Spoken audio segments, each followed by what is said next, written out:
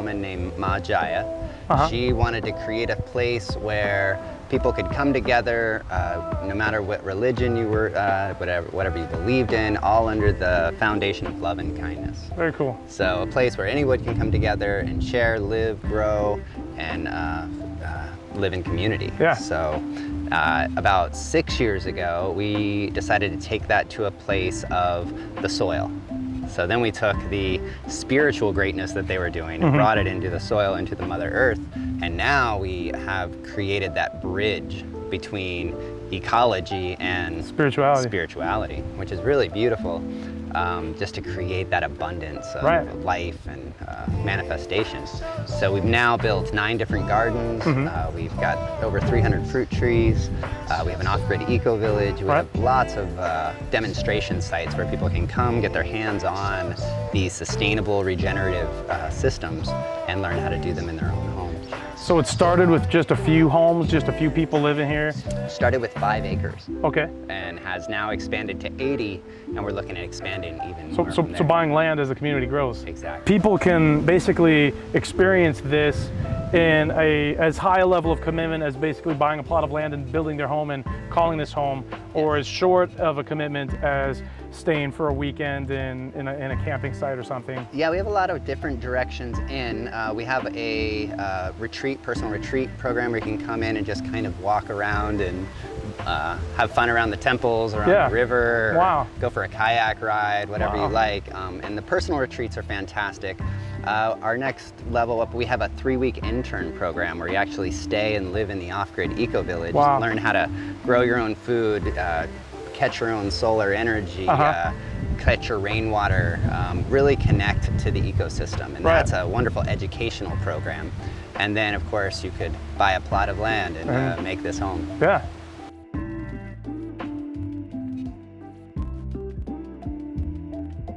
Permaculture is the design science of using biomimicry or copying the processes of nature to create abundant systems. Okay. So if we're looking at these bananas down here at the bottom of the hill, they capture all the fertility that runs downhill. So if you look at a mountain top, all the fertility is at the base. Right, where the water runs off to. Everything runs off and carries those minerals and the organic matter all down to that beautiful gully. And so what we've done is observed the land, found the gully, and put the right plant in the right place. Right. Now we can copy this same strategy in social environments. If you have a person that loves to be in the gully, or say a musician that loves to play music, to put them in the right place, they're gonna flourish so much more. So those social environments imitate nature. It's all biomimicry. Sure. So we just get to practice in the garden, but really the true yield is in our daily lives. Yeah.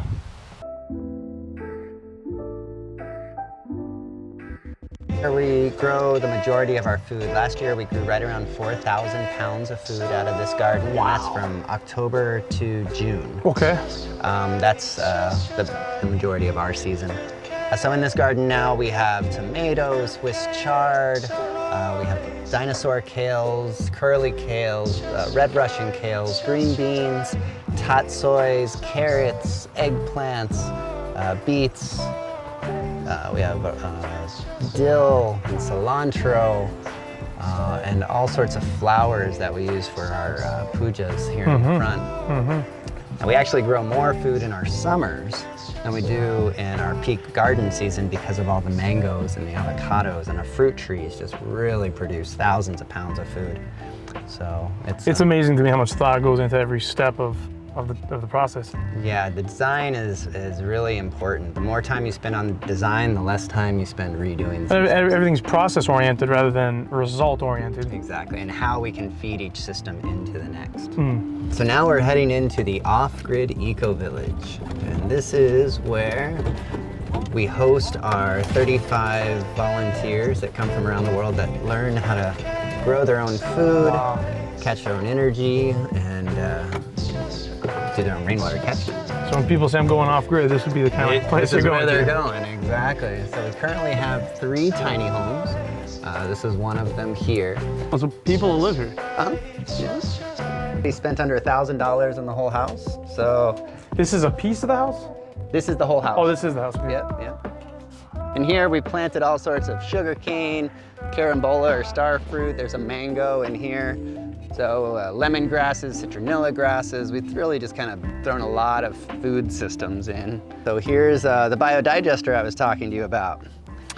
So this is our methane digester. We put about 3 pounds of food in this every day in order to create the methane gas we use for cooking here in the eco-village. And to feed this system is relatively simple. We take 3 pounds of food. Right now we have a lot of down papaya. So papayas are wonderful because they're really high in sugar, and this system loves sugar. So here we have a papaya that we might not eat because it might be a little past its prime or might have some mold on it, whatever. And we'll just take this, feed it right into here. We'll add the same amount of water as papaya that we added, and then just push it down into the digester. Now, as we do that, you'll notice some effluent comes out over here. So this fluid comes out, and this fluid is a real high nitrogen fertilizer, in which we use in our gardens to feed the plants. So we have a full closed loop system, getting rid of our fruit drop, feeding our cooking stoves, and feeding our gardens. You can see right behind here is a yellow tube.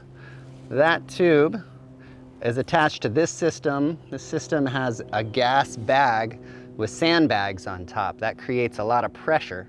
As that pressure pushes down, it feeds the fuel to this stove. And this stove is used to heat water, cook food.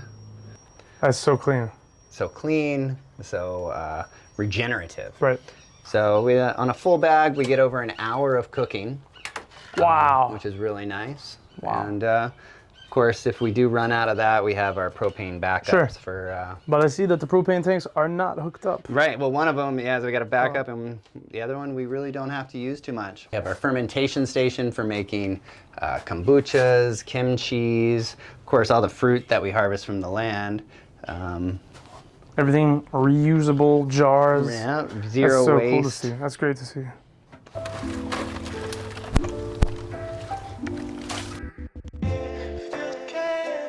Yes, there's a huge difference between what we're creating here and what you could even buy at Home Depot in a big or some big box store, because the microorganisms aren't present. Right. You can have all the organic matter. Right. You can have dark earth, Right. but you're not going to have that life.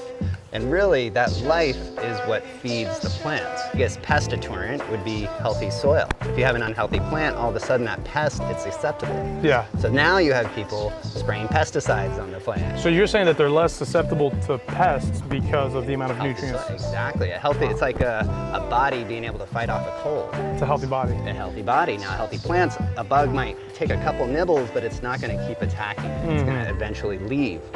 Now, this creates a whole system that's healthy, and that's the key. If we lose a plant to a pest, that's a conversation I'm having with the earth. It's like, well, what was it about the environment that created that plant to be weak enough to be attacked by that pest? Right. Instead of, what do I spray on that plant to get rid of that pest? And that's a very linear way of thinking that creates a toxic environment, which is more of the same problem.